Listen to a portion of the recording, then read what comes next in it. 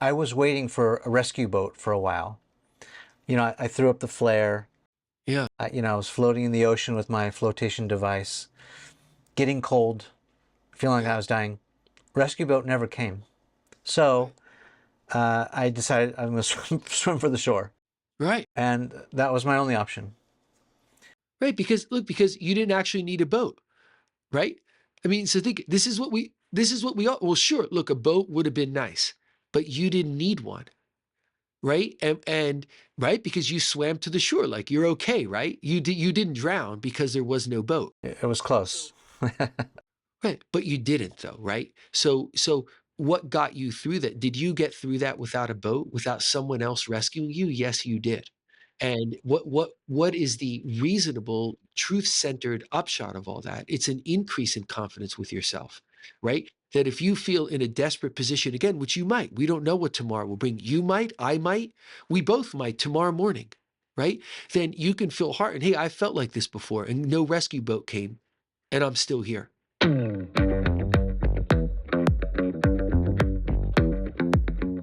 This episode is brought to you by Vimeo. I've been a pro user of Vimeo basically since I started my production company in 2010. Vimeo is for creative professionals like me, and I use it in several different ways. For example, it's a place for me to upload my videos with a password for my clients to be able to review and download the work I'm doing for them. There's no compression, crushing of black colors, or oversaturation like what I get when I upload a YouTube video. My clients get the full 4K resolution HD as it was intended. I also use it to host and broadcast live events. I also use Vimeo for my portfolio, case studies, and it never has annoying pre-roll ads. I can create a customized player and keep people on my landing page so they don't get distracted and go down the rabbit hole watching someone else's stuff. What you may not know about Vimeo is that you can use it if you're in HR or if you own a company. You can put all of those onboarding videos all in one place, a nice, tidy, professional-looking playlist or playboard where people can consume and understand or download all the new training videos all in one place. You could also do the same thing if you teach a course. Imagine putting all your videos behind a paywall, charging for it, and then sending people the link with a password. Need a videographer, creative director, or editor? Vimeo lets you post jobs and find creative professionals. There's a ton more options, so I would suggest checking them out. This episode is brought to you in part by our friends at WeWork. The reason I chose to have an office at WeWork is based a lot on flexibility. I started a decade ago as a one-person company, and now we have a growing team. WeWork has the space and budget for all my needs. From hot desks for one, to a full office setup with multiple people, I can grow, scale up or down whenever I need. I also love the community and other small business and entrepreneurs who work here. It's super collaborative and everyone is in the same boat, willing to help each other out. If you're interested in a tour, visit WeWork.com, search by your city and zip code for a WeWork near you. Now let's get back to our episode. Hello, I'm Dr. Paul Conti, and I am a psychiatrist, and I am also the author of Trauma, the Invisible Epidemic, and you are watching Behind the Brand with Brian Elliott. Hey everyone, I'm Brian Elliott. Welcome to another episode of Behind the Brand. Dr. Paul Conti, welcome to the show. Thank you. Thanks for having me. I usually ask my guests, how did you get this job? Well, at some point when I didn't really know what I wanted to do with my life, I guided myself towards medical school. And once in medical school, I saw that you could really be a doctor and also use life experience and really think about people and get to know them in a way that could really help them. And that's what attracted me to psychiatry. And once becoming a psychiatrist and seeing the impact of trauma just across the board for so many of us in so many ways, it then led me to, I guess, take on the job of writing a book about it. That's amazing. Let's roll back the timeline just a little bit and then go all the way back. So if we just scroll back a little bit to your decision to go to medical school, put a timestamp on that. What age were you? Let's see. I would have been 24 or 25 when I decided, and then it took a couple of years to get there. I had to go back and take another year of undergraduate studies and do all the pre-med courses that I had missed, and I probably showed up to medical school around the age of 28 or so. So that's interesting. I want to unpack that a little bit. Okay, now let's roll it back a little bit further, maybe 4 years or 6 years prior to when you graduated high school. You went into business, right? Oh yes. So after college, right, I had always thought I was always interested in business and still am. I've done some entrepreneurial things even after becoming a physician, but I thought that that would be my route. And after finishing college, I had a job in business, yeah, with a consulting firm, and I spent 4 years at that work, and I did really enjoy it. It was just kind of other things I wanted to learn and see and know and understand, and it led me in a different direction. But I enjoyed the business career, and I think it's been a foundation for some of the logical and kind of stepwise progressive thinking that I try and bring to other endeavors, including practicing medicine. Yeah, I love that. I can think about some of my professors, um, and they were able to teach from real world business experience, not just theory. I remember one of my favorites was, well, two actually. One worked at Levi Strauss, the jeans company, and he was in marketing and actually had a degree in psychology. And he talked a lot about, human behavior and buying patterns and understanding people, kind of before psychographic conversation was popular. It was mainly before that demographic, and he was talking more about psychographic, which was fascinating to me at the time, and now, of course, is a mainstay. And the other one was he was at Nabisco, and it was a statistics class, and he was talking to us about standard variations and how he helped count the chocolate chips and made sure there wasn't more chips in one cookie than another, and then had launched from the professional world into teaching and whatnot. So I think there is a ton of value from having some real world experience, whether you go into business or law or accounting or whatever you do, medicine. Now let's go way back Yes. to the beginning of time. What was young Paul thinking about when he was a kid? And I ask this with the context of, I think if we can generalize, there's two groups of people in my mind. One, there's students, and particularly I think junior high and high school students right now. And so my son is 13, and he, of course, is an active kid and he loves all the usual things, but he's also, I don't know, it's got this pressure that I didn't have as a kid, to have it all figured out right away. Like to have his path set, like, okay, I know exactly what I'm doing. I know, I'm going to medical school, or I'm going to law school, or I'm going to be a plumber. Like there's this urgency somehow behind these younger people that I'm sensing. Right. And then you also have this other group of people, let's call them middle-aged people, during this great reset when, everything's happening and they're sort of reevaluating what they're doing. I want to ask the question, like, what were you thinking about in order to help people sort of find their passion or identify what they ought to be doing, pursuing what they maybe is their true calling? What were you thinking about as a young kid? It's probably a lot more similar to how you describe yourself, where there wasn't, at least in the era and the place that I grew up, a lot of pressure to figure all that out early. I was a pretty anxious kid who generally was sort of high achieving academically because it sort of soothed some of the anxiety and made me feel like, oh, I'm doing the right things, right? And I'm checking the right boxes and I'm going to get somewhere good. And that was really, I mean, that was really it when I was younger, right? It was more once I was out in the world and realized that, going through the education process and, I went to different schools and I studied different things, like it didn't prepare me to really understand, what it was that I wanted, right? And I saw this in people around me too, that we're in our early to mid 20s and we didn't really know what we wanted, and we thought that if you get yourself like somewhere that seems good, like it's a good consulting job, right? Well, that'll answer the questions, and it really doesn't, right? There's a process of introspection, of reflection, and often it's hard to go through that process, right? Because we feel like, oh, the clock is ticking and there's not enough time, and how could I lose 6 months? How could I lose 1 month, let alone 6 months or a couple of years to go back to school? And there's this intensity and urgency that had me feel like, oh, I'm behind the eight ball and I can't do anything differently. And I was like 23.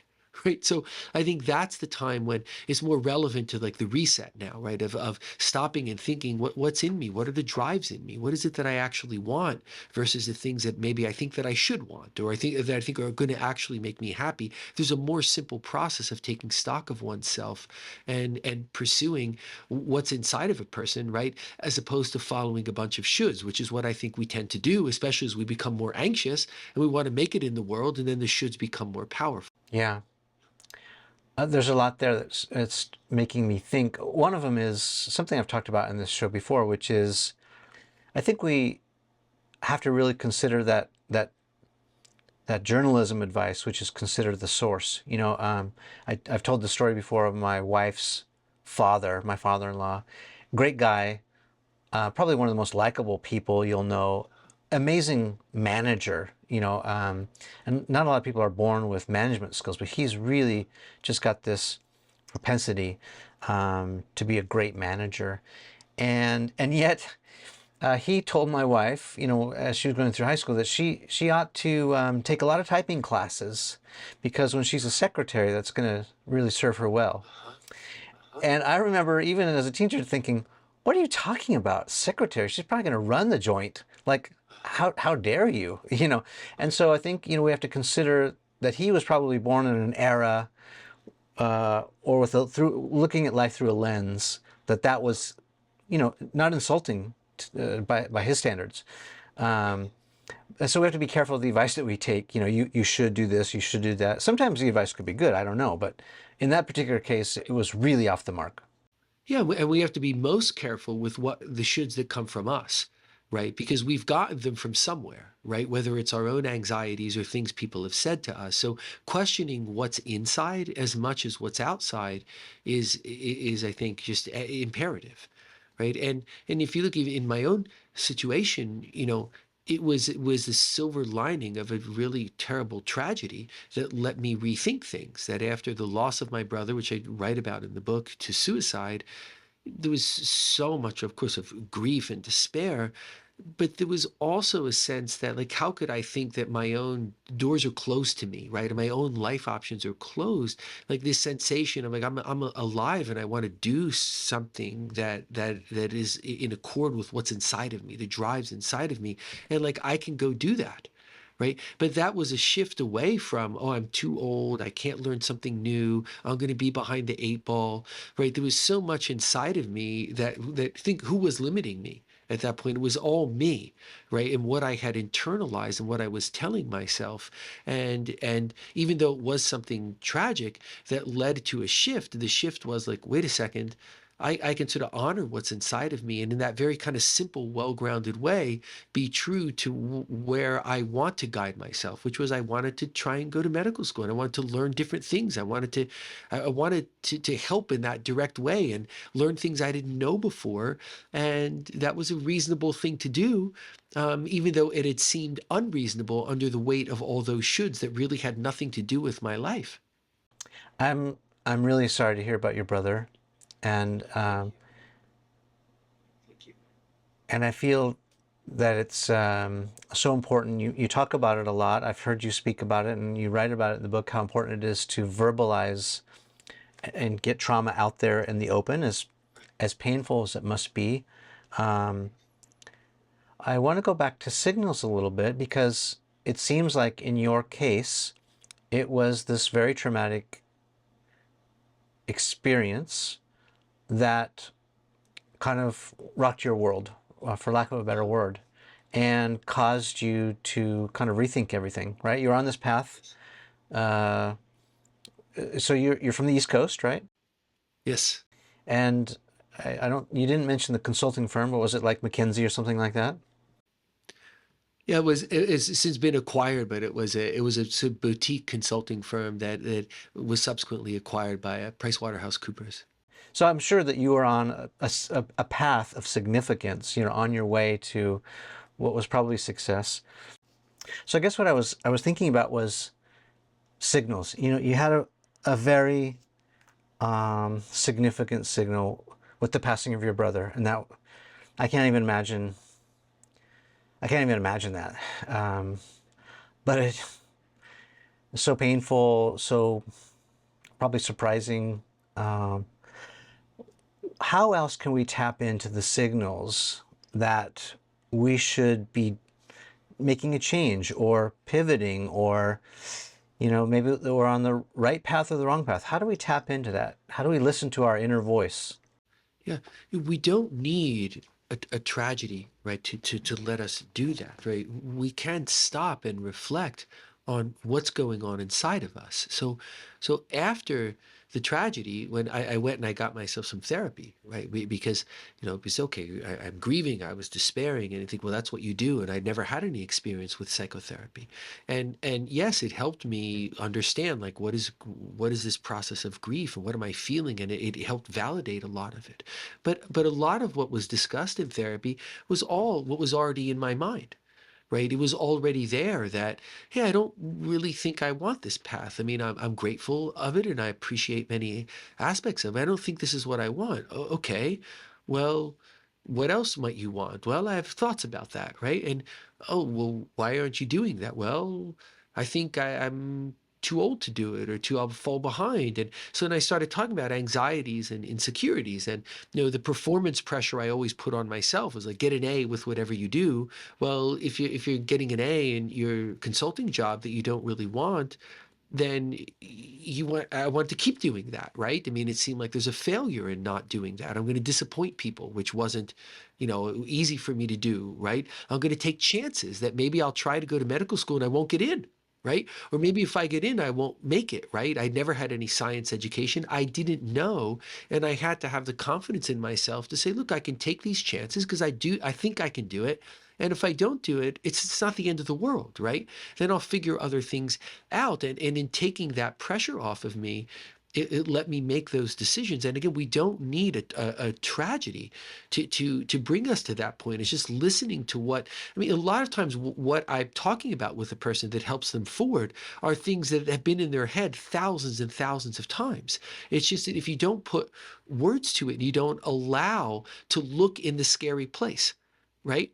Then you don't get to take away the scariness of it. It's like, what's the worst that can happen? I leave my job. I can't handle the science, or I can't handle blood, or whatever. I can't become a doctor. I'm like, okay, then you figure something else out, right? This isn't a litmus test on your validity as a human being, right?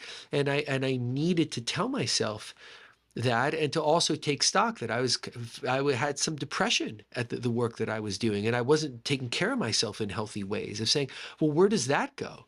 Right? If you extrapolate that forward from my mid-20s on forward, like that's not going anywhere good. And why is that there? And I could link it to the roots of unhappiness, right? Because I'm not taking good care of myself in a sense of what I'm doing with my time and my energy. So then it's not surprising if I'm drinking too much, eating poorly, not sleeping enough. Like, in a way it all made sense, and like well, I should go do that, right?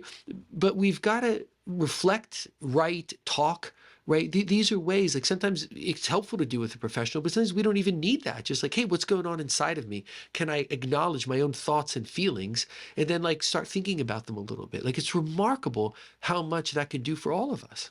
I think that's exceptional advice, and I want to underscore, just so people don't miss it, because I think it can be really subtle. What I hear you saying is that we need to be taking this inventory of how we're feeling frequently, as much as we need to.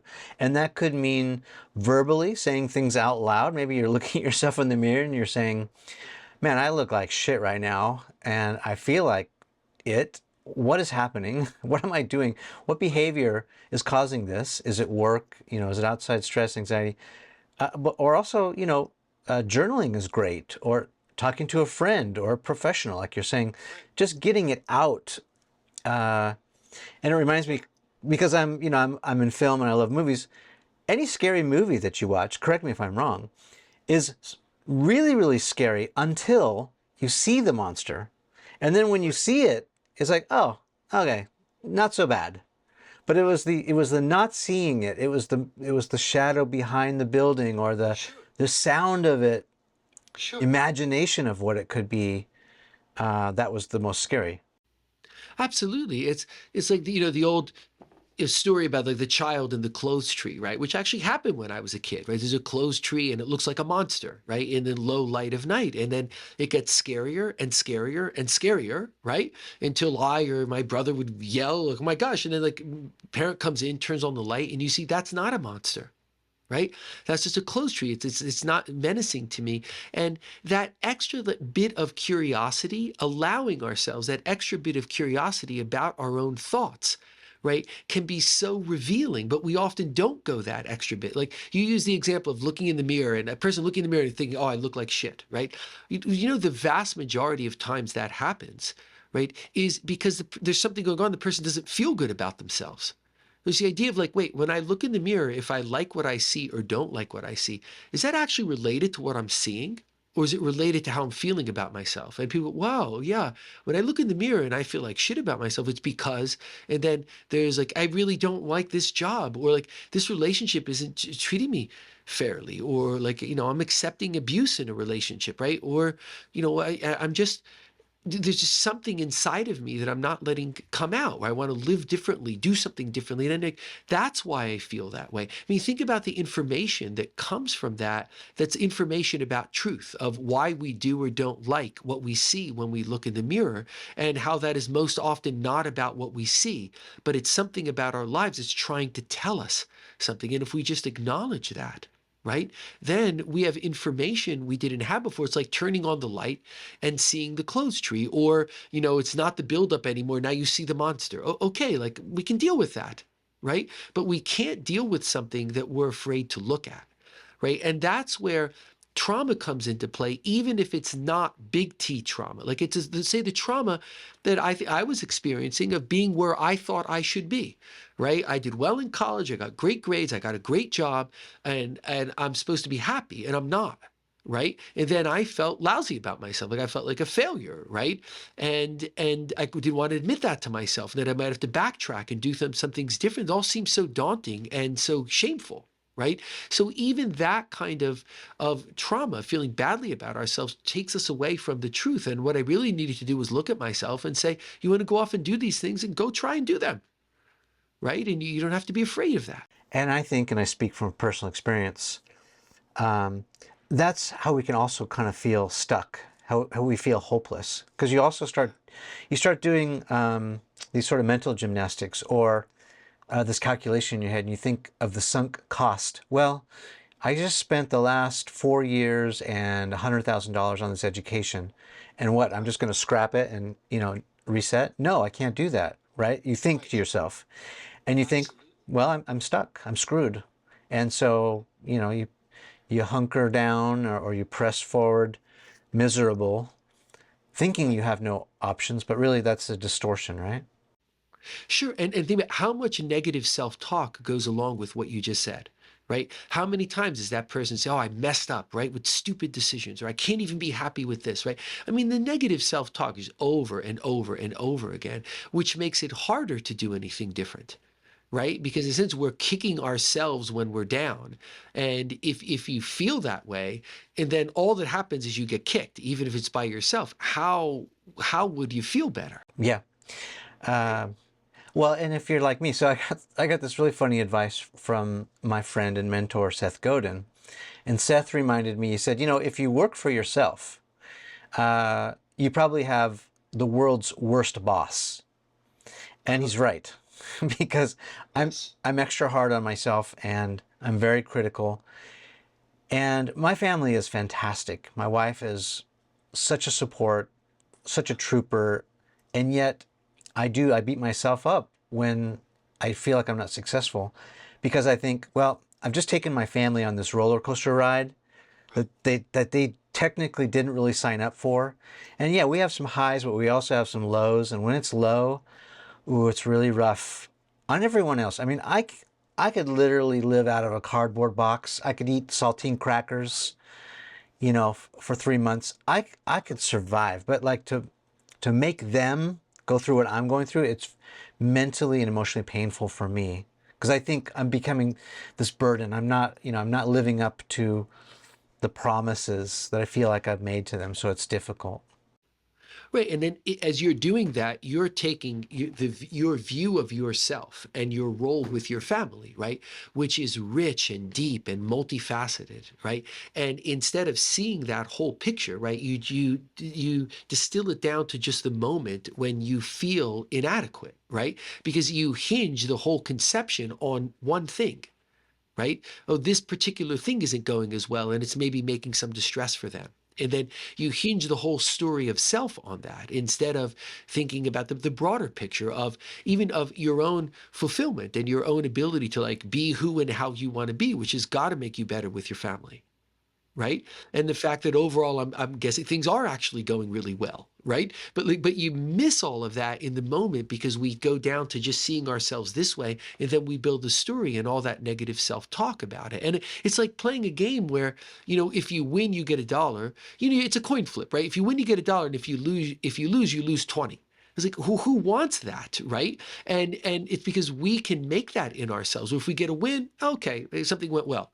It's not worth very much. But something negative, boy, we make so much out of that, and then we've changed the odds, right? That are no longer in our favor, and it makes us shrink away from taking chances, right? Even if it's like that chance of a slightly better job someone might have, or it's a chance of asking someone out when the person is shown interest, and maybe that could go well, right? Or it's a chance of taking a more scenic route home. You know, there's so many small things, but those small things add up to what can be a disengagement from life. So what you're describing is what's going on in all of us. And again, big traumas, small traumas, they lead us away from seeing ourselves for all that we have in us and all that we can be, right? And to see ourselves through this, like this funhouse mirror that sees us in a negative way. And I think you're putting words to that in a way that's very compelling because you're feeling that yourself from a position of, you know, having success and overall like feeling good about the things you're doing, right? But like even then you can feel badly. Imagine trying to fight all that in the context of really big trauma that's weighing on you moment to moment, or in the context of depression, right? That may or may not be related to trauma, or in the context of addictive tendencies, right? Like it's hard to get where we want to go, even when we're treating ourselves, our heads are on straight about ourselves, right? But it's so easy for that not to be the case, and then we're setting the odds against ourselves. And that's really the change that I'm advocating for in the book, that like it doesn't have to be that way, and it's not a complex esoteric academic topic, right? There's some basic simplicity and common sense to it that says, you know, we can use some of that to start making things better now. And I really do see that play out in the world around me, in my clinical work and casual conversations with people. Like, look, the changing that perspective of, I'm going to start thinking about what's going on inside of me and why, right? I'm going to start writing about it. I'm going to start talking about it. And what am I really saying to myself? And is it fair and reasonable, right? You know, that openness, I don't have to hide from anything that's going on inside of me. Let's start off there, can be incredibly beneficial. Yeah. If I could just add on to your excellent counsel and something that I found worked for us. You know, the first time I really got punched in the mouth metaphorically as an entrepreneur is when I cut the cord from my big cushy corporate job. I worked at the studios, and I left right at the tail end of 2007, heading into 2008. I thought, I'm going to start my startup. I'm going to start my own production company. You know, so I cut off, you know, a great salary, full health benefits, all the accoutrements. I'm doing my startup. 2008, let's go. And then, you know, the Great Recession happened. And it was literally like a sucker punch. Like I didn't see it coming. I had no idea. And I panicked, you know. Now, a lot of positive things came out of that. But I got beat up and bloodied, you know, pretty good. The one thing that I learned, though, is that the next time I had this great idea, I really needed to get my family's full buy-in, right? Instead of being solo and being, you know, I got this, put it on my back and, you know, venture off. Kind of like what I did in the first. I mean, I got a little bit of buy-in and buy-off on the idea. Everyone, you know, gave me thumbs up. But I didn't have these contingencies in place. Like, well, what if this happens? Or what if that happens? Or what if it doesn't go to plan, you know? And then, you know, when 2008, 9, 10, 11, 12-ish happened, I just sort of had to scramble and panic. And that's when it got really rough because it was so unexpected. But, you know, all these years later, what I learned is to sort of have these family meetings, especially with my wife, to say, okay, here's what we're up against. You know, here's what I'm thinking. Here's what I think the plan is. Can you add anything to the plan? Can you poke any holes in my plan? Where am I going wrong? And like, are we in this together? Because when I really felt like, okay, we're either going to fail together or we're going to succeed together. When I had that kind of solidarity, nothing else mattered, right? And we could go through the storms. Right. And what I hear from that is that you learned something, right? That you can adapt, that you can adopt, right? Which is okay, talk to them, have their buy-in. It probably does ease it for them if things don't go exactly according to plan, right? But where's the money at really in what you did? I think it's in decreasing the risk of your own shame, right? Impairing you if things don't go well. Like they're probably, I'm guessing, tell me if I'm wrong, was running through your head in 2008. Some like, oh, somehow this is your fault. Like you should have seen the recession coming, right? How could you have made these decisions, right? And then you personalize it instead of saying, look, I mean, people didn't know that recession was coming, right? That's why it hit the world like a ton of bricks. And it's bad timing. It's not anything that would reasonably take your confidence away. Right. But if you're laboring under shame, embarrassment, all those shoulds that didn't work out, right? Exactly. Right. If you feel ashamed of that, instead of saying, look, I can pivot, I can figure this out. Right. It's harder for me. The world's harder for everybody. Like I'll put my head down, things will be harder and I'll get there. Right. That, okay, you end up doing that, but you're fighting against the, oh, this is my fault and I shouldn't have done it. Instead of, hey, these are world events. They're throwing tribulation everyone's way and I'm going to be okay with it, right? If you talk to your family, you don't have that extra pressure that then brings the shame if things don't go according to plan, and then you're not in that sense fighting yourself as you're figuring your way through. Yeah, and that's why I love your counsel so much. I just think it's so spot on because you're right. It really isn't outside environment or forces. It's inside. It's an inside problem. Right. Yeah. Yeah. Right. I'm sure your family wasn't coming to you every day being like, what? You let us all down, right? Well, I mean, it wasn't that. sometimes it was like, well, guys, I need you to wait another few days till we can buy milk and Cheerios because I got to scramble. I got to go get a third job, waking up at 5 a.m. doing God knows what, just to make a few extra dollars. I'm really sorry, but no, we can't get new sneakers. Or Christmas is going to be lean this year, guys. Or, and I definitely, I felt a ton of shame for putting them through that, and that was really hard. Right, and my very strong guess is whatever dissonance they were feeling was mild, right? They're like, everyone will survive without new sneakers. It's okay. Like they know that you love them and you're doing the best you can, and you're a person who's going to persevere and get to a place that's better for everybody, right? So where did the dissonance come from, right? Inside of you. Right. So it is all inside, right? Or that's almost always how it is, right? Where it's inside that we limit ourselves, that we start oppressing ourselves, and that is, if there's one, it's like FDR said, right, that we have nothing to fear but fear itself, right? And like I think that extrapolates in so many ways. So here we might say, okay, there's nothing to fear but shame itself, right? Which is an aspect that's related to fear, because then we're fearful we're not going to make it, and it's all that going on inside of us that determines: do we expand our horizons? Do we persevere? Do we succeed? Do we pivot? Do we have more goodness in our lives, or do we feel beleaguered, insecure, vulnerable, beat up on ourselves, and ultimately shut down and stay away from life? And that's how, unfortunately, there are people who can go through life without the family relationships they desire, without the occupational strivings they desire, and like that can take its toll, and it can lead to like chronic depression or to addiction, where like that's the story that carries forward, right? And it doesn't have to be, because when I see those stories, it's always because we've been taken away from the truth that's inside of us. So no one comes out of the womb thinking they can't make it and they're not worth anything, right? So we need to look at that and say, hey, it's like, I understand that I can't do absolutely anything I can set my mind to. I learned in medical school that what I kind of already knew, but was reinforced, that my visuospatial skills are really awful, right? And I wasn't going to make it if I said I want to be a surgeon. Like that's not my skill set, right? But what is in my skill set is more like the the logical progression, like the things that lend themselves to neuroscience or to psychiatry. And I say, okay, I can help in this way. Like it's not, I don't have to be lost in the shame of what I can't do, right? There's enough that I can do to make a good and productive life for myself, right? And that's the truth for all of us. And when we don't make good and productive lives for ourselves, it's most often because somehow it's gotten into us that we can't, right? That we're marked for unhappiness, something that's just not true.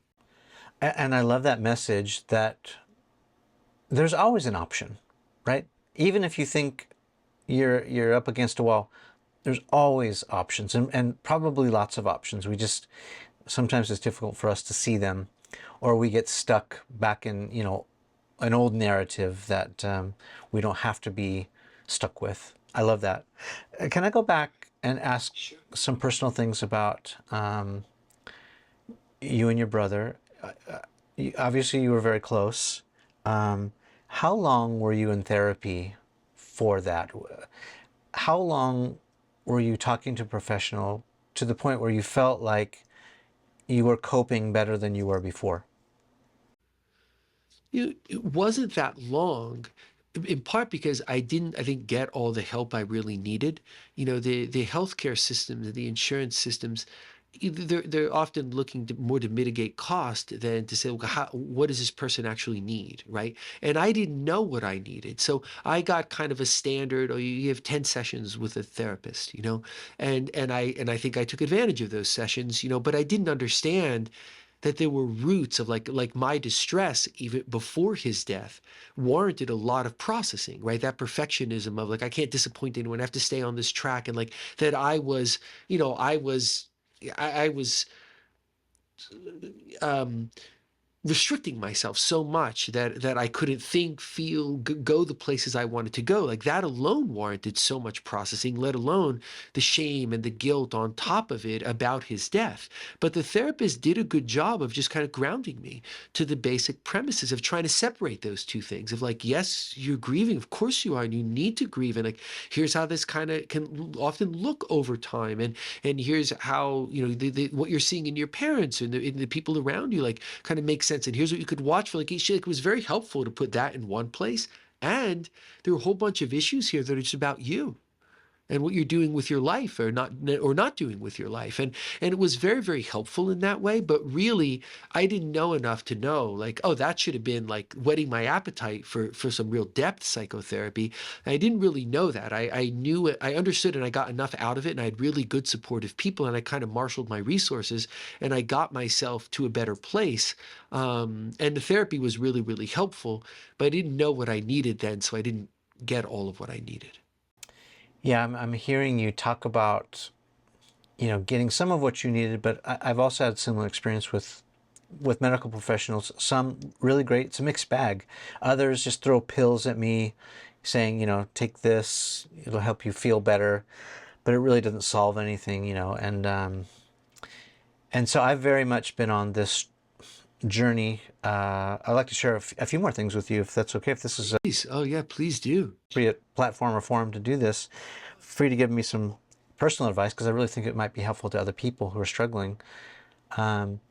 So I've been public with sharing my story of maybe little t. I don't know how to categorize big T versus little t, but maybe let's start with the definition of what is trauma. Huh? Huh? So trauma is anything that pushes our coping skills to and beyond their limits, right? It overwhelms our coping skills, and then that creates change inside of us.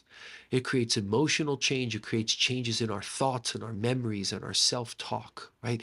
And trauma can overwhelm us in a lot of ways. It can be the classic big trauma, in combat or an assault, right? That's just one aspect. I mean, there can be chronic traumas, the additive effects of which take a great toll, or even vicarious traumas. We're fortunate that we can be empathic with each other, right?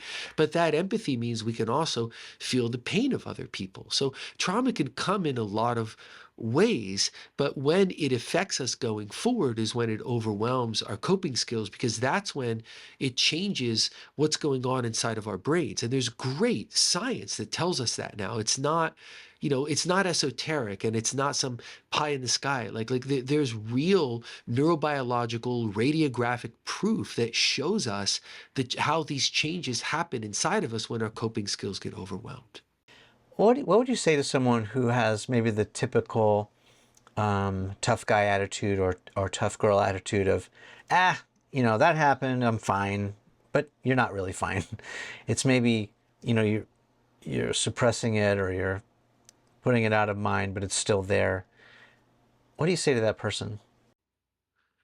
Well, I mean, depending upon who it is, right, there's a lot of routes to try and get to being able to say this. So I wouldn't just say this off the cuff, right? But the message would ultimately be something like this, like, look, you're being really cruel and thoughtless to someone, right? And who is that person, right? Of course, the person is you, right? This is right. And the thought of, like, even in some very basic ways, like, is that what you would feel about, say, something else, like a mechanical injury, which is, oh, I tore my ACL, but like, I'm just going to deal with it anyway. Like, no, you would like want to take care of yourself, right? You wouldn't think, oh, to hell with it, or like, you don't deserve help, right? And you wouldn't say that. Most people would never say that about anything physical or mental health if it's somebody else, right? Oh, you're really suffering from that trauma, that, look, when things change for you, like 3 years ago, 5 years ago, whatever, just deal with it. Like, so the thought of, like, why is it often in us to take away to not get help ourselves, right? And there's the reflexive shame of trauma, right? What's the tough guy or tough girl attitude about, right? It's about, like, oh, I shouldn't need that, right? Well, like, that's not fair or reasonable. Yeah, or my mindset sometimes is I don't want to be a burden on other people. So I will just soldier on quietly. And I'll give you some context. So I'm adopted. In my entire life, I wanted to find out, my birth parents, where I'm from, my identity. And I'm from California, and California state law says that I am not allowed access to my original birth certificate. It's in a vault. I petitioned the courts several times over the years, and every time I got rejected. Apparently, my true identity has been a state secret, all under the guise of protecting me, which is ridiculous. And so I went out on a search, and I found, after 30 years, I found my birth mom. Wow. And I had this image that it was going to be this great grand reunion, and I sort of had this dream. And it turns out that she did not want to be found. In fact, it sort of blew up in my face. She felt very threatened. I actually never got to meet her. I sent her a letter and said, hey, through very clever means on my part, putting little breadcrumbs together, piecing together little bits of information I had about where you went to high school. I found the death records of my maternal grandparents, and just, logic. I was able to find her, and so I sent her this letter, and I got this letter back, but it was from an attorney, and the letter read, in short, Ms. Stewart does admit that she's your biological mother, but she wants no contact. And we're putting you on notice that if you contact her again, we're filing a restraining order.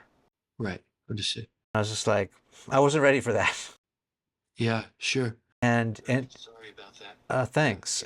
Imagine the difficulty of receiving that.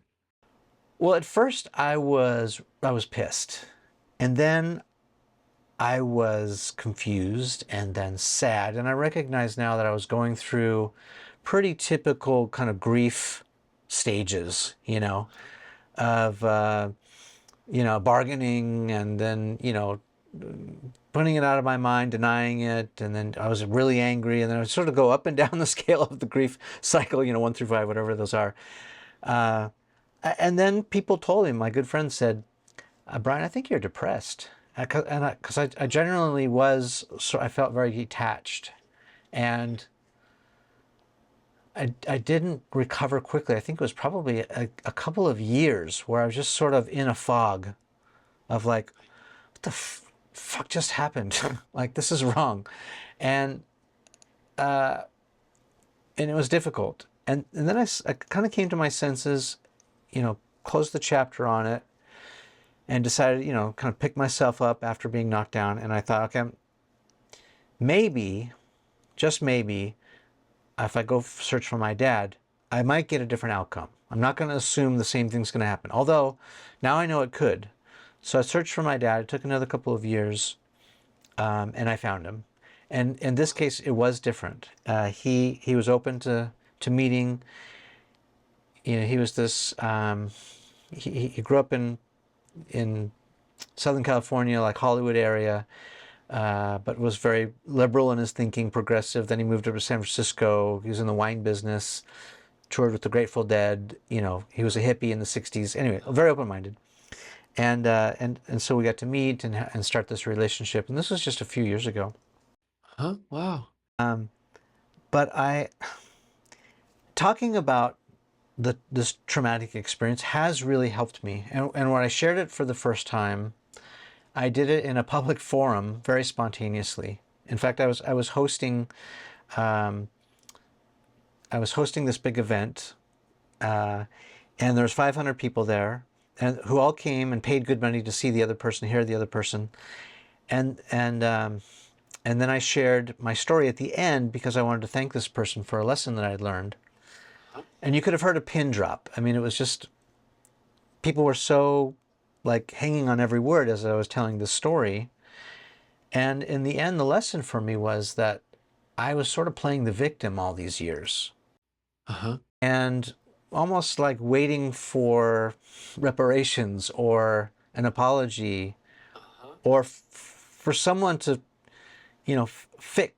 wrong the right, because I had been wronged, and I'd realized that was never coming. I was sort of waiting in vain. And so I was able to sort of, move past it and get a little bit of closure from that. But I have to be honest, Paul, it still haunts me all the time. And so I guess it's a long way of asking, you went through something very traumatic with your brother.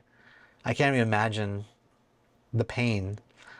I've gone through something like this, and I don't really feel like I've ever gotten over it. Do we get over trauma? Is it something we can move past, beyond? Help me process, or how should I understand how to move forward, Sure. As I listened to your story, what I was initially really struck by was when you said you had a fantasy of a happy reunion, right? And that tells me that you're searching for something to validate you, right? Because we kind of know, right? A situation like that is so complicated, right? That there's a million reasons why your birth mother might not welcome contact, right? So in a sense, the logical part of your brain knew, I don't know how this is going to go, right? And it could go any which way and still like not have anything to say directly about me. Right? Like the logical part of your brain knows, but the emotional part of your brain wanted something. Yeah, I didn't even consider it, though, to be honest, because maybe I think too highly of myself, but I thought, I honestly just wanted to tell her that I'm okay.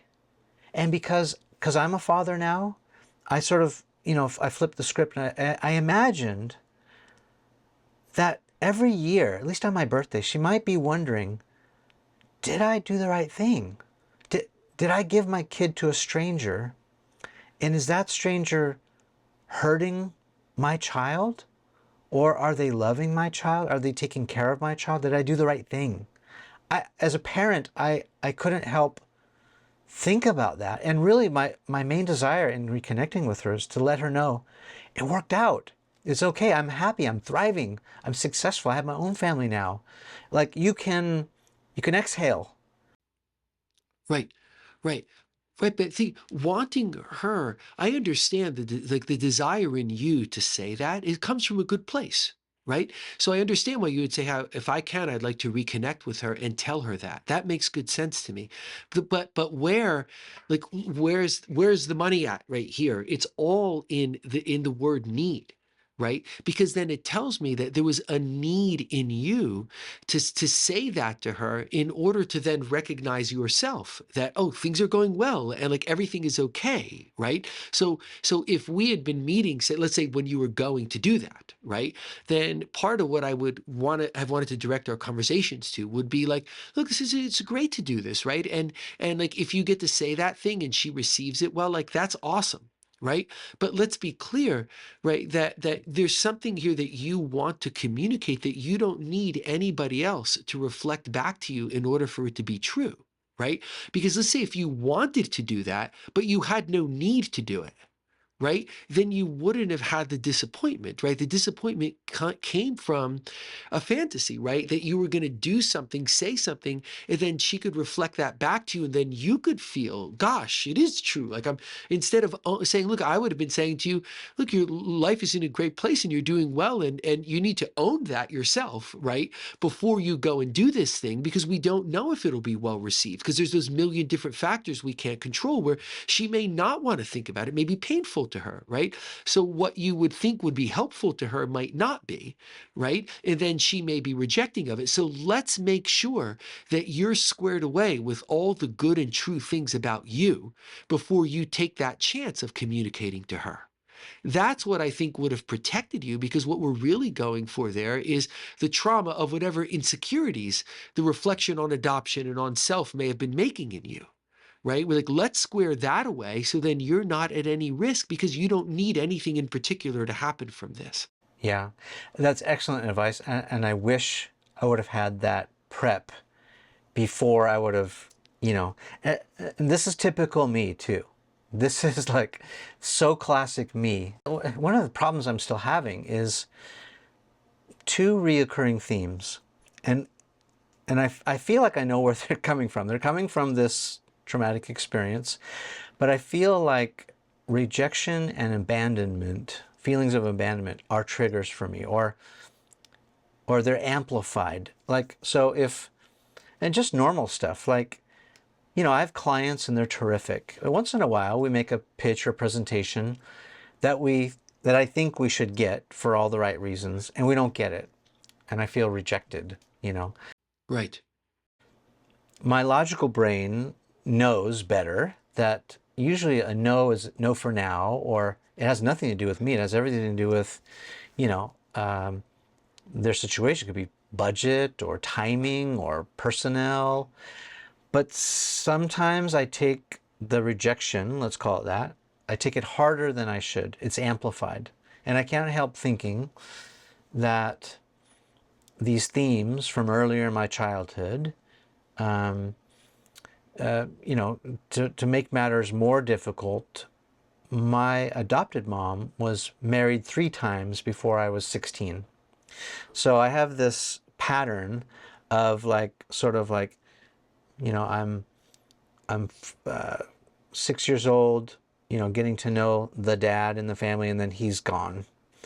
And then my mom is gone because then she's with the other man, and I'm left at home alone, or I'm shuffled off to a friend's house. And then she gets married again, and I'm being encouraged to call this person dad, who I don't really feel a dad connection to. And then a few more years go by and they get divorced, and it's like, start all over again. And that that repeats. And so I constantly feel like the rejection and abandonment issues are triggers for me, and I don't. It's funny because I am logically aware that it's happening, but I don't know how to resolve it. Right. So it's it's amazing how often something like that is going on inside of us, right? The specifics different, but the theme of like you logically know one thing, but what you logically know isn't impacting how you're feeling, right? And it can be amazingly beneficial to put words of understanding around it that validate the feeling. If you're telling me I've abandonment issues and this kind of vulnerability, and then you tell me the history you've told me, I think, well, I understand why you feel that way. right? So I want to validate that, right? That like that makes sense in the context of the history. And on top of that, there are probably some very, very good qualities, right, about perfectionism and attention to detail and attention to others, right? That are they're good qualities, but they then get used against you, right? You use them against you, right? So if someone says no to something, then aha, there's the evidence that you're not worthwhile. Right. So the idea that if you look at those kind of like perfectionist or like really good traits of like wanting to do a good job and being empathically attuned, and you combine those traits with the trauma that you've been through, then you have someone who's going to have sort of a hair trigger to feel that way. Right. And if we validate that and say, look, there's no shame in that, like that makes sense given how you're built and what you've been through, then what we can do then is de-link it to the trigger. Right. So if there's a trigger and you're like, oh my God, someone said no and I feel terrible. You say, like, I understand why I feel terrible, but it doesn't mean that that messaging is true. Right. And now we start de-linking it. I mean, even now, if I something with someone I'm taking care of doesn't go well, right? And then I will feel like I'm a terrible doctor, right? I'm worse. I shouldn't be doing this, right? And then I have to stop and say, wait a second, like you're kind of perfectionist about things, right? And like, but you're not going to always get things right, right? Like maybe there was another medicine, that person was having a bad day, or maybe I just made it bad. Maybe my guidance wasn't the best. Right. And like, but I can still be what I do and how I do it is that doesn't invalidate it. Right. I have to accept that I have that lack of perfection in me. And sometimes people aren't going to like what I say, or they're going to reject it, or sometimes it won't even be right. Like that's part of being human. And if I'm like, that's what it tells me. If something doesn't go well and I go, oh, you're a terrible person and a terrible doctor. I go, wait a second. Okay, I know where that's coming from. I'm going to validate the feeling because it comes from a place that I can understand, but I'm not validating the message, right? And now I'm separating the validation of self with the beating up on self, right? And that starts a process that can make all of this much, much, much better. Because then the next time you're triggered like that, it's a little less. And the next time it's a little less. And then that feeling can atrophy in you to where you're not over responding to any rejection, right? As if it's a litmus test on your validity as a person. Well, let me ask you this then, just playing the other side of the coin, because I really don't know the answer. I've had enough, you know, I've had enough happen, and, I think I will say the comparisons are awful. But compared to some other people, I think I've had a really great life, a very happy life, very fortunate. Um, that said, I certainly still wrestle with these things, but I don't know if I'm building up calluses, like when you do pull-ups and you just get better at because you have calluses, your hands get stronger, or if I'm building this wall around my heart because I have a lot of trouble kind of sitting with my feelings, especially if I'm heartbroken. So the dad that I mentioned that I found, my biological dad, my birth dad, we were building this relationship and it was going great. I learned that I had two sisters who I just adore, and we're building this relationship and becoming great friends and family. We feel like, we've just picked up right where we, as if we never left off. And then my dad had kind of a routine back surgery in 2019 because he had been in chronic pain for a while, and he got through the surgery, and then right after and post-op he got an infection and he passed. I'm sorry. It's just like, I have to tell you, it was the strangest feeling because I was devastated and so sad, but I also couldn't cry. It was like, well, here's another punch, and I've learned to take a punch. And so I started kind of taking that inventory, like, am I okay? Am I becoming this robot? Like, am I in denial about how I really feel? Can I allow myself to feel the sorrow and the grief of losing my dad like that? And there's this iceberg, right, of you know, I didn't have 30 plus years with him. I just found him a few years ago. We're just starting this new relationship, and now he's gone again. Like, ugh, can't catch a break, you know? And yet, you know, I don't know. It's hard to describe the feelings of almost kind of being numb. I don't know if I've become tough enough to endure that kind of stuff, or if I'm just being guarded now. I don't know. My most honest response to that is that I think both the calluses and the idea of a wall around the heart are not, they're not helpful things for you or for anyone, right?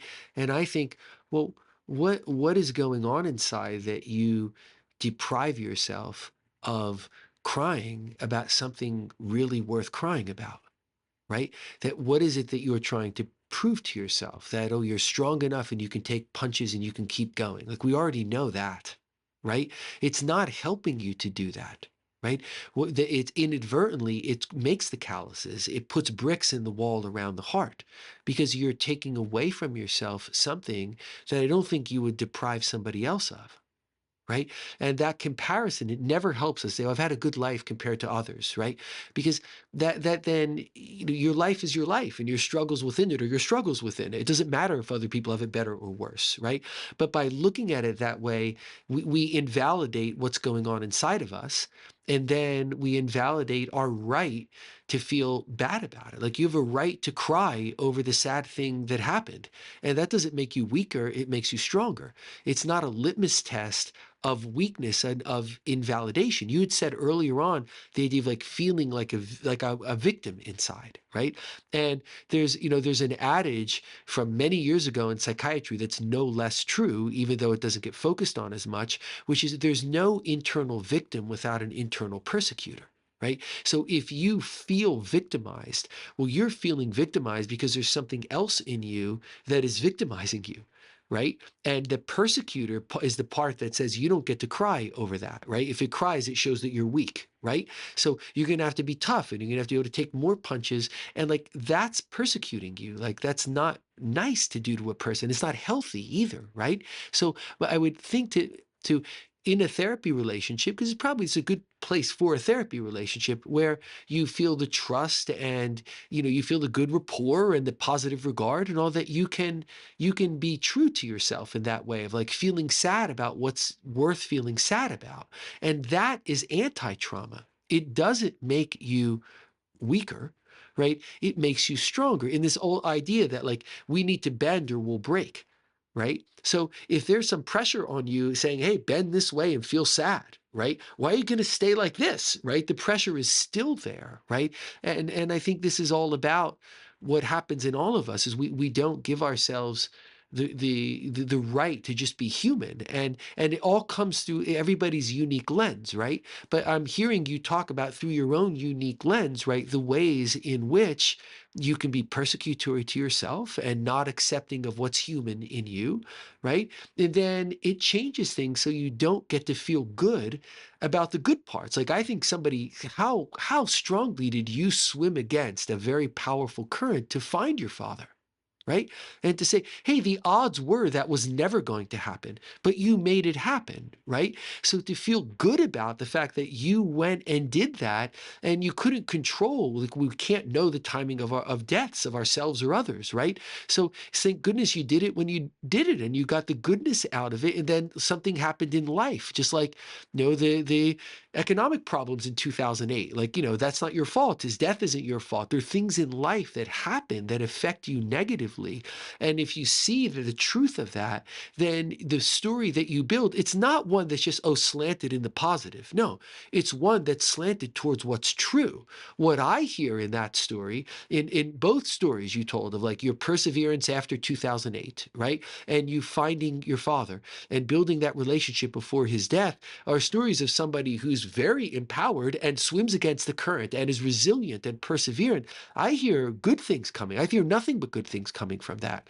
The only things that I hear that are negative are not letting yourself be human and to grieve about things that are worth grieving about. So the story, though, that the part that's about you is positive, and isn't it? It's sad if you don't get to own that and to feel good about yourself, that you swim against the current and you achieve difficult things, right? Yes, you cannot predict economic collapses or deaths, right? But you're not supposed to be superhuman.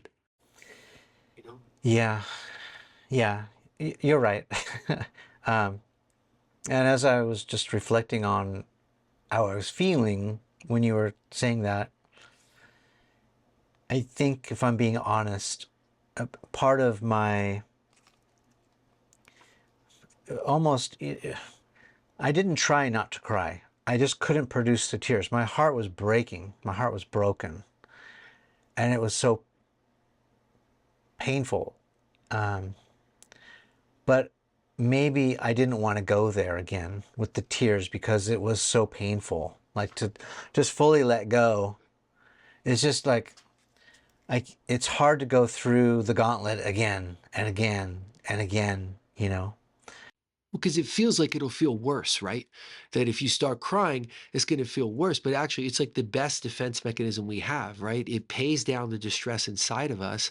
It doesn't hurt us in any way. In fact, it makes us stronger, right? And so much of what goes on in our minds goes on under the surface, right? We know that true too, right? That you weren't consciously trying not to cry, but there must have been such strong inhibition. Think about to say, my heart was breaking, but I didn't cry. Well, something's stopping you, right?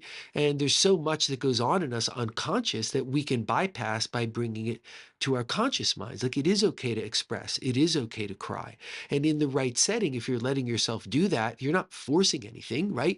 You're just letting something happen that naturally wants to happen inside of you to reduce that tension. And then on the other side of it, what you almost surely will experience is like, oh, that's actually better, right? That feels better, not worse. Yeah, we've come full circle because, your advice about being verbal about the trauma, talking about it, talking to a professional, to your friends, writing it down, talking in the mirror, getting it out is so much healthier and cathartic than what I'm doing, which is keeping it internal. And the irony there, right, is just so dramatic. That's exact opposite of what I had to be doing instead of internalizing it. And that's how I feel. Like, I want to detach from the world. I don't want to talk to people. I want to isolate. I'm just so tired of the pain that I don't want to experience it again. And so I just, it's flight, I guess. I'm running away from it. Well, it's a huge point of the book. One of the primary points of the book is that trauma makes shame in us. It reflexively creates a sense of shame in us. And then the shame tells us to do the exact opposite of what we should do to be healthy. Right. And that's one of the things I'm most struck after 20 years of doing this for a living, right? Is trauma makes shame, and we need to look at that shame. Then it won't scare us anymore.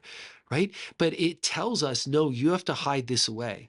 Right. This is saying something bad about you, something shameful. You can't even let it into your own mind, let alone share it with someone else. And that's what trauma, I think, has done to me and to you and to all of us who've been through it in varying degrees.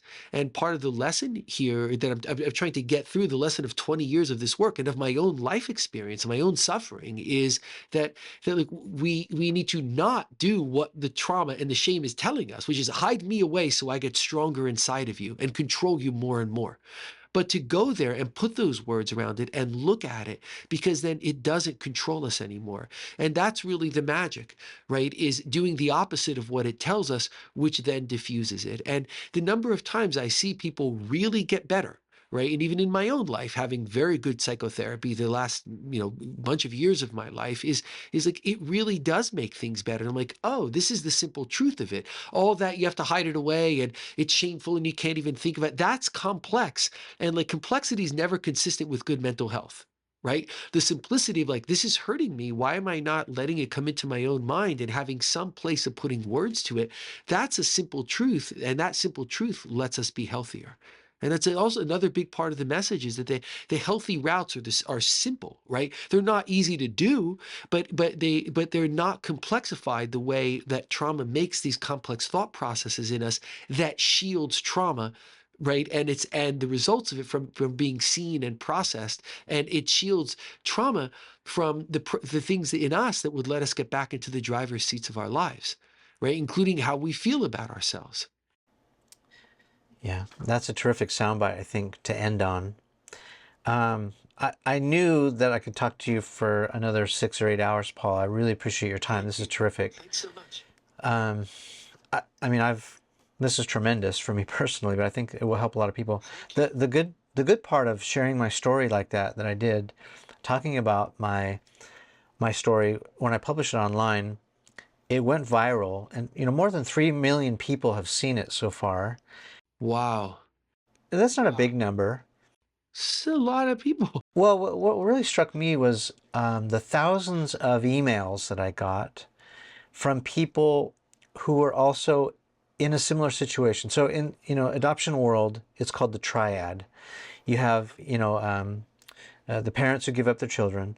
You have parents who want to adopt children who maybe are struggling with infertility or want to adopt children, and then you have the adoptees, and it's this bizarre love triangle, between us three. It's very complicated. And I got letters and notes from each of them saying things, asking me for advice, like, hey, we adopted our daughter. She's now 22, and I heard your story, and I feel like she ought to know that she's adopted. We've never told her. And so I was asked, how do we tell her without hurting her feelings? And I was like, oh. So I had to respond, I think we're already way past that point of no return. However, and so I gave my advice about, wouldn't you like to be able to tell it from your perspective? I'm sure there was good reason, good cause where you kept that secret, but you probably didn't know that could come back and blow up in your face, especially if she finds out through some anonymous DNA test that you're not her father.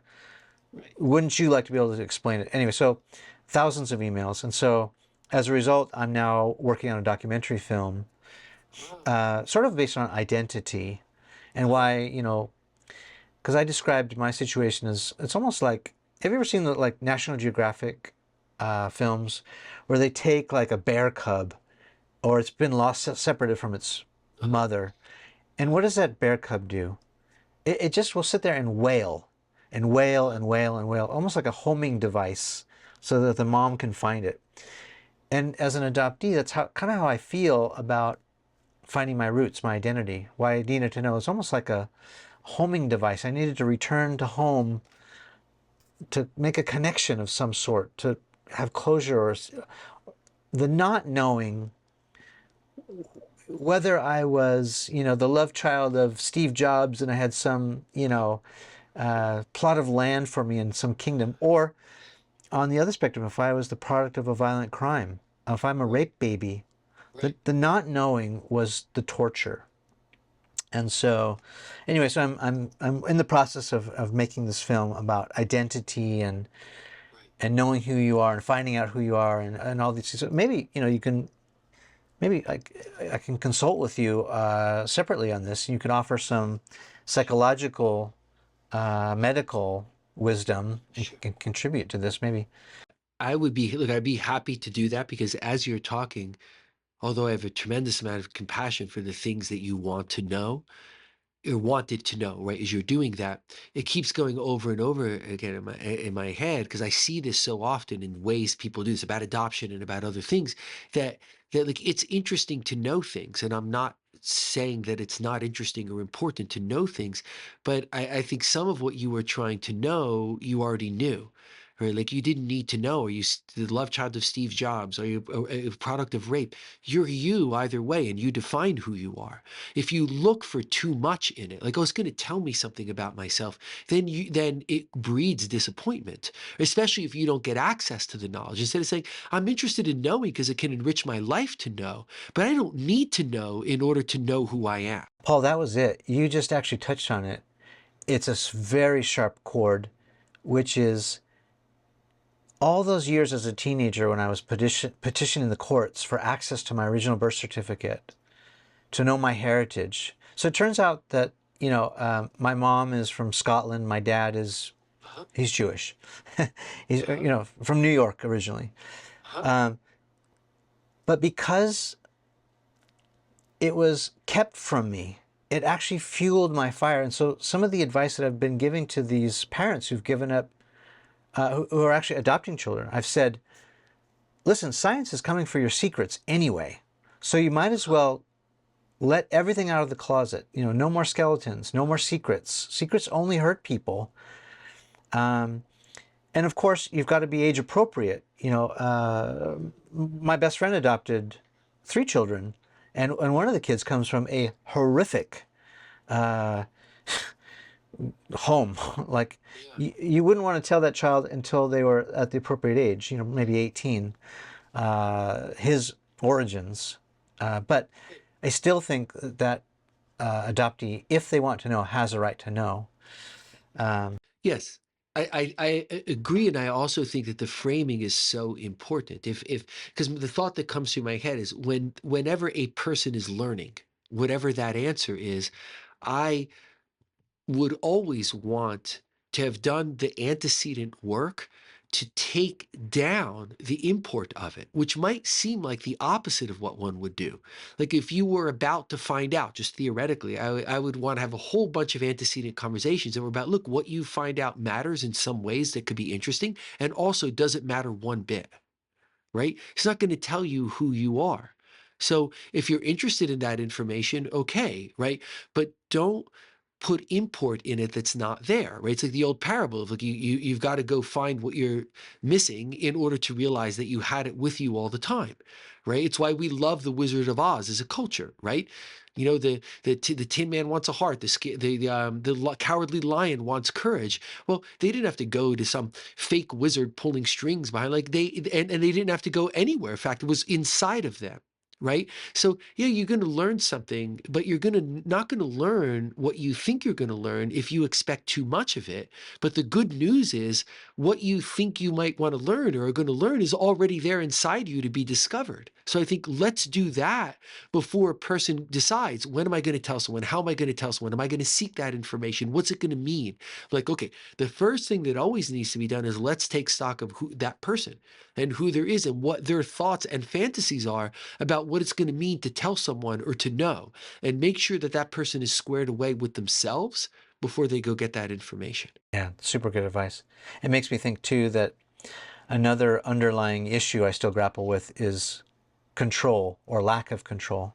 Sure. And I think it probably stems from me feeling like I didn't have any say or control in my life before I was an adult. Adults made bad decisions on my behalf, and it resulted in a lot of, Right. trauma. Right. And just so you know, I'm saying this in a way it's a little cavalier, but just to get the point across, right? Right. So in a sense, like I might say, like, sure, and so what, right? Because you have control now, right? And if you still feel now the lack of control from before, you will not own your control now. So I would want to process how you felt. I'm not saying so what in a way, like it warrants like talking about and processing, but there's also the so what aspect of it, because what matters is you have control now. And if you're going to look at how you didn't have control, you have to look at it from a perspective of owning that you have control now. So you own what's yours. Right. And that's the combination between it's important and it warrants talking about and processing, but it doesn't mean what it might seem to mean. Like nothing's going to make you have control. Nothing is going to make you have had control in the past. Yeah. Right. And I would say in a very strong way, it may be that nothing could take away your control in the present, except distress about not having control in the past that brings that lack of control into the present. which brings us back to like the FDR, that the only thing there really is to fear is the fear of it. If you put it in its place, then you learn about yourself and you process and you talk about the feelings of not having had that control. And you're doing all that from the context of the competent, capable, in control adult you've made yourself. Not 100%. None of us are in control 100%. But are you in control enough to guide your life forward and take care of yourself and your family? Then I say yes. Right? If the answer to that is yes, then does it matter, so much where you came from, so to speak? It doesn't, right? Because what matters is what you've made yourself. So I'm not saying that stuff isn't important, but it's got to be in the context where a person owns the truth of themselves now, right? And doesn't try and learn that truth through something that isn't going to tell it to them. Yeah, I think what you have been saying all along is really ringing true, which is those feelings of a pain or hurt or whatever I'm feeling at the time, lack of control, it really stems from insecurity. And so when you're sure of who you are and you're sure that, we can't control our DNA. You don't get to choose your parents, right? But you do get to control what you do after the fact, right? Yeah. Yeah. That's right. And so, yeah, but you're spot on. I mean, you sort of revealed my kryptonite, which is, I think it stems back from an insecurity about how I feel about myself. Right. I really need to let that other stuff go and just focus on what I know and what I can control, which is I'm pretty great. And I've been through a lot of shit. Yes. And I'll continue to have hard times, but I can do it. Yes. Look, it's exactly when I used to teach to early stage psychiatry residents, and I say this all the time. So I would started saying, look, there are three kinds of people, right? There are people who have real mental health problems, right? They're having panic attacks, they have terrible depression, they have addiction, right? There are people who are dead, and the rest of us all have mental health issues. Right?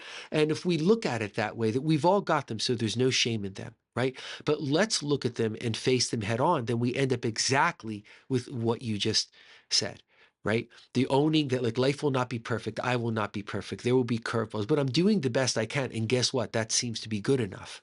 Right.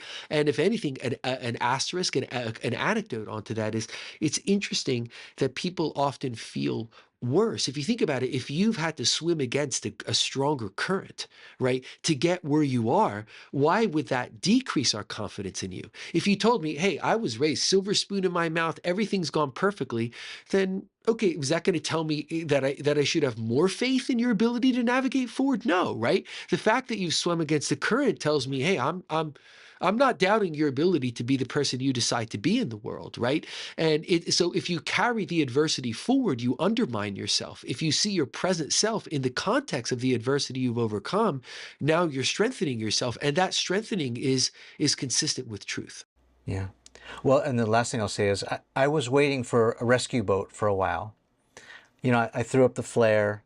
Yeah. I was floating in the ocean with my flotation device, getting cold, feeling like I was dying. Rescue boat never came. So I decided I'm going to swim for the shore. Right. And that was my only option. Right. Because you didn't actually need a boat. Right. I mean, so think this is what we all, well, sure. Look, a boat would have been nice, but you didn't need one. Right. And right. Because you swam to the shore, like you're okay. Right. You didn't drown because there was no boat. It was close. Right. But you didn't though. Right. So what got you through that? Did you get through that without a boat, without someone else rescuing you? Yes, you did. And what is the reasonable, truth-centered upshot of all that? It's an increase in confidence with yourself, right? That if you feel in a desperate position again, which you might, we don't know what tomorrow will bring. You might, I might, we both might tomorrow morning, right? Then you can feel heartened. Hey, I felt like this before and no rescue boat came and I'm still here. Right. And that's how you own what's yours, which that's a very strong position to be. Then if from that position, you were approaching the approach to your mother. Right. And she says, no, of course you're disappointed and grieving, but that's not a litmus test for you because you're already owning what's yours when you go this. That's the key to it. Right. Is if you're owning what's yours, it's not think about things in a way that feels better. It's think about things in a way that's consistent with truth, and think about how much that empowers you to know it'd be great to have a rescue boat, but you can survive without it.